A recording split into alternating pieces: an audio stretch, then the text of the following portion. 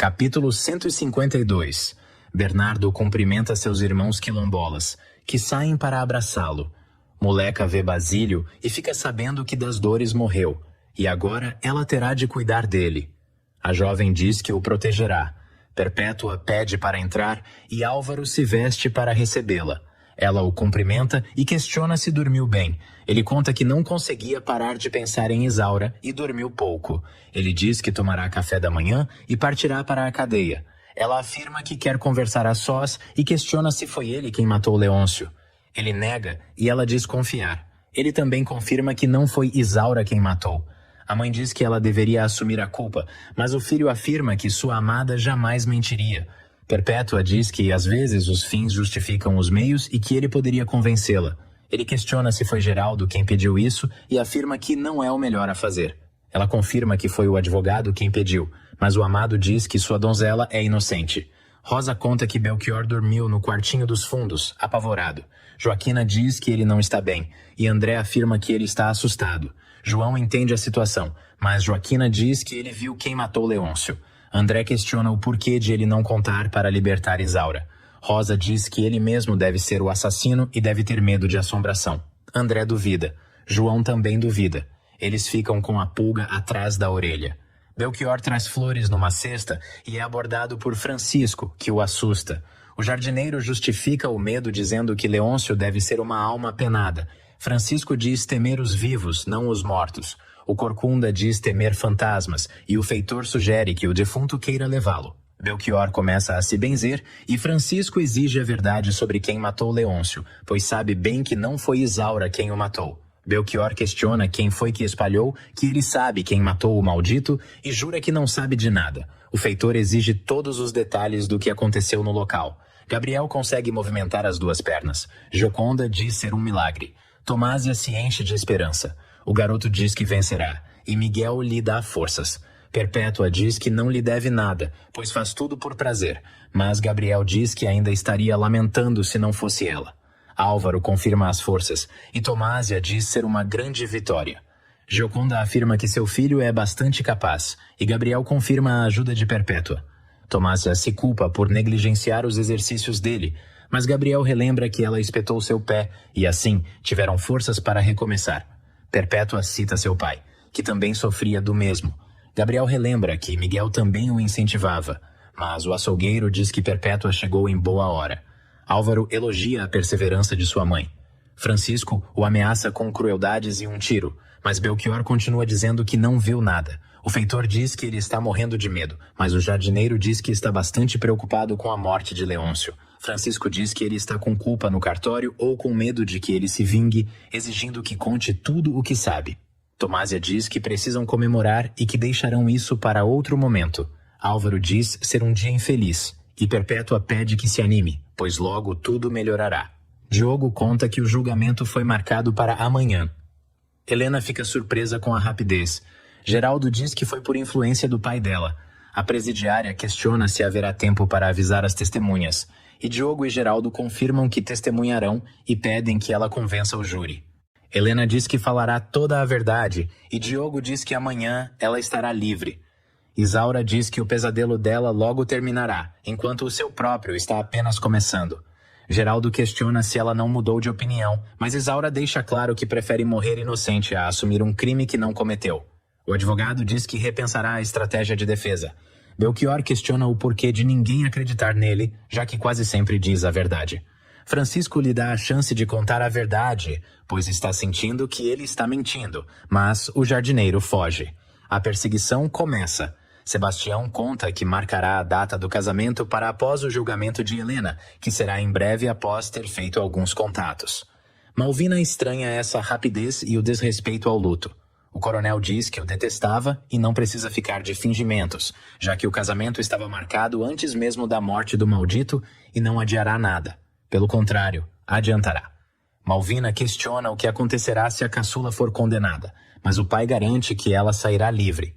A filha relembra que ele tem que ir depor hoje, mas ele afirma achar um imenso absurdo e diz que antes passará na casa de Gioconda e em seguida irá à delegacia, achando um cúmulo Leôncio ser um tormento mesmo depois de morto. Malvina diz que não vale a pena se estressar com o defunto e afirma que irá com Henrique à delegacia, mas ainda não se levantou. Sebastião comenta que Aurora também acorda cedo e diz ser uma grande coincidência. Malvina diz ser uma grande explicação, pois trocaram confidências até altas horas da madrugada. O pai fica feliz com a notícia e a filha deseja felicidades. Belchior exige que o deixem em paz e pede a Rosa que o ajude. Ela questiona o que o feitor quer e Francisco repete a pergunta sobre quem matou. O jardineiro repete que não viu nada, mas Rosa o segura, exigindo a verdade. Belchior exige que o largue, mas ela o obriga a sentar. Ele conta que não viu quem o matou e Rosa diz que foi ele mesmo quem matou. André exige que largue a arma pondo-a em cima da mesa, pois não lhe custa nada estourar os miolos. Ele questiona o que veio fazer ali e o feitor diz que veio para saber a verdade sobre a morte de Leôncio através de Belchior. O feitor exige que o deixe em paz. André, Rosa e Belchior citam todos os crimes do maldito. João questiona o que está acontecendo e Joaquina pede que André não faça nada de que se arrependa depois. Francisco explica o motivo de ter ido ali e pede que o deixem em paz. João aconselha o filho a deixá-lo em paz, pois um dia ele pagará por tudo o que fez. André exige que suma de sua frente, se não quiser morrer, e Francisco pede a arma, mas o negro o deixa desarmado para que seja inofensivo. Rosa diz que ele já vai tarde. Belchior conta que ele iria espancá-lo. Joaquina diz que o sobrinho fez bem em perdoá-lo. João confirma em língua local. André diz que só não o matou porque não é um assassino, mas não consegue perdoá-lo. Os pombinhos se cumprimentam e a matriarca fica felicíssima. O coronel diz não ver a hora de estarem a sós na viagem de lua de mel. Ela diz ficar até arrepiada, mas afirma que tem de esperar que se resolva a situação de Helena. Sebastião conta que o julgamento será amanhã. A matriarca espera que não seja enforcada e ele pede que não diga isso. Ela afirma que não acontecerá nada, se Deus quiser, e ele diz que não entrará em luto por Leôncio, pois apenas quer casar com ela e ser feliz. Álvaro dá seu testemunho. Tomásia e Miguel clamam por piedade. O sargento permite que ele veja sua noiva. Os pombinhos se cumprimentam. Ela diz ser ótimo saber que o tem ao seu lado. Ele diz estar triste pelo casamento não acontecer, mas ela afirma que vencerão essa provação. Ele conta que a melhor forma de sair dali é alegando legítima defesa, mas ela repete que jamais fará isso. Teobaldo se apresenta como chefe da Divisão Norte e comandante, dizendo que chefiará o inquérito sobre o assassinato de Leôncio e alegando que já sabe sobre ele. O sargento conta que já estava tomando os depoimentos e Tomásia e Miguel defendem a filha. Álvaro pede que ela pense bem, mas Isaura diz que não há o que lembrar. Ele questiona de quem ela suspeita, mas ela afirma que jamais suspeitaria de seus amigos e conhecidos, até porque todos foram tentar salvá-la. Álvaro diz que é uma questão de honra salvá-la e que descobrirá a verdade. Tomásia conta que há vários suspeitos, e Miguel confirma. Teobaldo diz que procederá com o inquérito, e Tomásia lembra que todos são inocentes até que se prove o contrário. O comandante questiona os nomes deles, e eles se apresentam dando novamente seus depoimentos de que não se separaram em nenhum momento durante o ocorrido.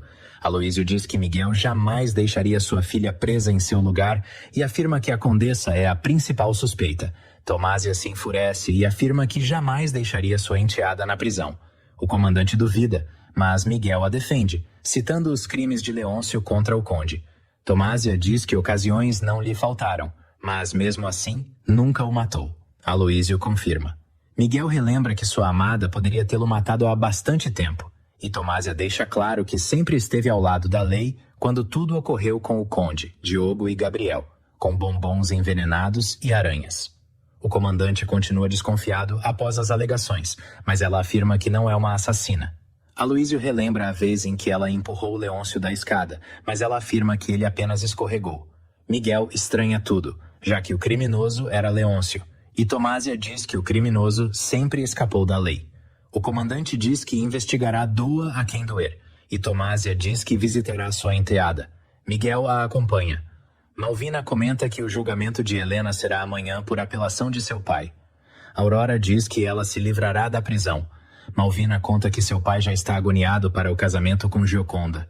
Henrique não vê problema algum, mas Aurora diz que o amor não pode esperar. Malvina continua dizendo que são desculpas esfarrapadas.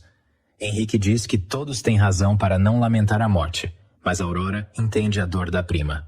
Malvina agradece a compreensão da prima e afirma que amava seu marido de todas as formas. Henrique relembra os crimes, mas Malvina se enfurece, dizendo que tem de prestar depoimento. Aurora diz que eles estão bastante estressados e que devem conversar com Helena. Henrique diz estar repleto de felicidade, revelando que a prima aceitou o pedido de casamento. Malvina deseja felicidades. Tomásia conta sobre a chegada do comandante. Álvaro espera que seja um homem honesto. Miguel lamenta sua filha estar atrás das grades. Isaura pede que ele não se entristeça. Álvaro diz ser uma injustiça, e Tomásia concorda. Miguel diz que sua vontade é assumir o crime mesmo sendo inocente, mas Tomásia diz que isso só serviria para que o assassino fosse libertado, não duvidando que seja uma mulher. Miguel diz que sua filha deve ser feliz, mas a filha afirma ser feliz por ter o carinho dele, de Tomásia e de Álvaro. A condessa diz que devem descobrir o verdadeiro culpado. Miguel diz que não tem mais ânimo para coisa alguma, pois sua filha está sempre em apuros. Isaura diz que ele não deve desanimar, mas Tomásia afirma que descobrirão algo conversando com todos da fazenda. Álvaro diz que André esteve com ele quase o tempo todo, a não ser por um momento, quando seu cavalo entrou numa encruzilhada errada e André disparou. Isaura diz que André jamais a deixaria pagar por um crime que não cometeu. Miguel questiona se André teria tempo para cometer o crime, mas Álvaro duvida. Tomásia sugere irem à cabana para encontrar alguma pista e Isaura se despede, dizendo estar feliz com o carinho de todos. Álvaro diz que ficará para ler os depoimentos e passar mais tempo com sua amada. O pai e a madrasta se despedem e partem. Isaura se emociona.